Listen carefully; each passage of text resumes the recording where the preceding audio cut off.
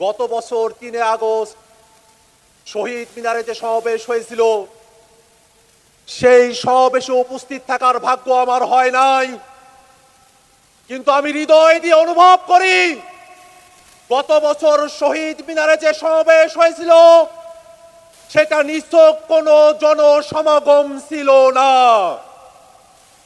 বাংলাদেশের লাখো কোটি মানুষের শোক দ্রোহ এবং শপথের সম্মিলন ছিল গত বছরের সমাবেশ।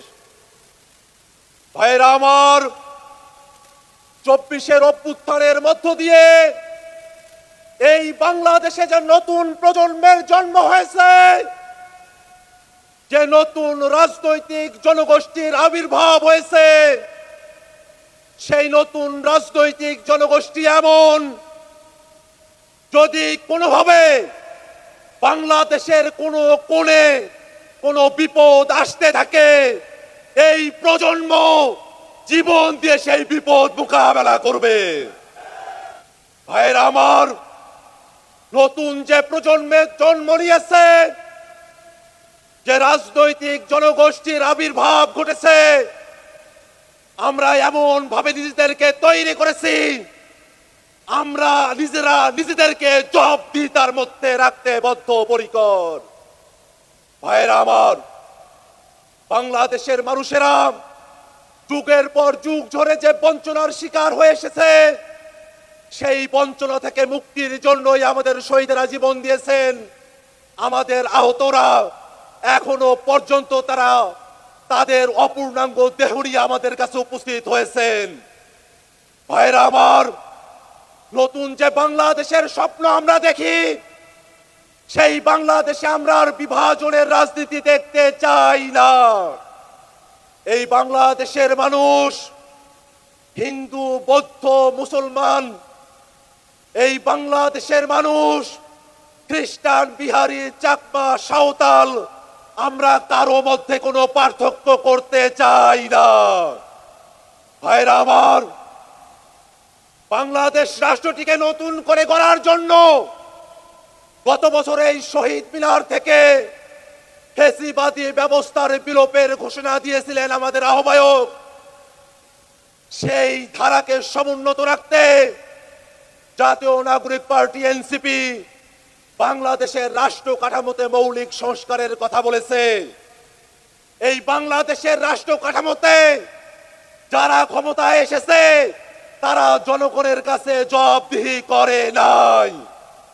আমরা এমন এক রাষ্ট্র ব্যবস্থা চাই যেখানে প্রধানমন্ত্রী থেকে মেম্বার পর্যন্ত প্রত্যেক জনপ্রতিনিধিকে জনগণের কাছে জবাবদিহিতা করতে হবে। বাংলাদেশের মানুষেরা বিগত সময়ে ক্ষমতা হস্তান্তরের সময়কালে একদলীয় যে কর্তৃত্ব দেখেছে, যে ফ্যাসিবাদী আচরণ দেখেছে, প্রশাসনের যে দলীয়করণ দেখেছে, সামনের বাংলাদেশে আমরা আর তা চাই না। ভাইরা আমার, মৌলিক সংস্কারের প্রয়োজনে বাংলাদেশের প্রতিষ্ঠানগুলোকে দলীয়করণের হাত থেকে বাঁচাতে হবে। বাংলাদেশের বিচার বিভাগকে কোন দলের কর্তৃত্বের মধ্যে আমরা যেতে দেব না। বাংলাদেশের সচিবালয়ে যে নীতি নির্ধারণ করা হবে, সেই নীতি যেন জনস্বার্থের পক্ষে হয়, সেটা স্বচ্ছতার সঙ্গে জনগণের কাছে উপস্থাপন করতে হবে। ভাইরা আমার, মৌলিক সংস্কারের ভিত্তিতে জাতীয় ঐক্যমত্য কমিশনে রাজনৈতিক দলগুলোর ঐক্যমত্য তৈরি হয়েছে। আমরা হয়তো অনেক প্রত্যাশা নিয়ে ঐক্যমত্য কমিশনে গেছি।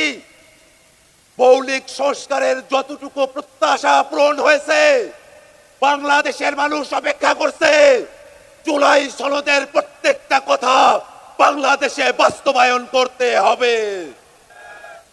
জুলাই সনদকে কোন কাগুজে বাঘে আমরা পরিণত হতে দেব না। ভাইরা আমার, সরকার জুলাই ঘোষণাপত্র, জুলাই সনদ প্রণয়ন করবে।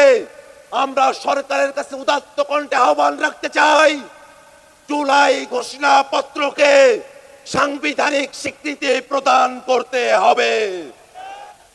জুলাই সনদকে আইনি স্বীকৃতি দিতে হবে। লিগ্যাল ফ্রেমওয়ার্ক অর্ডার করে এলএফও করে জুলাই সনদকে কার্যকর করতে হবে।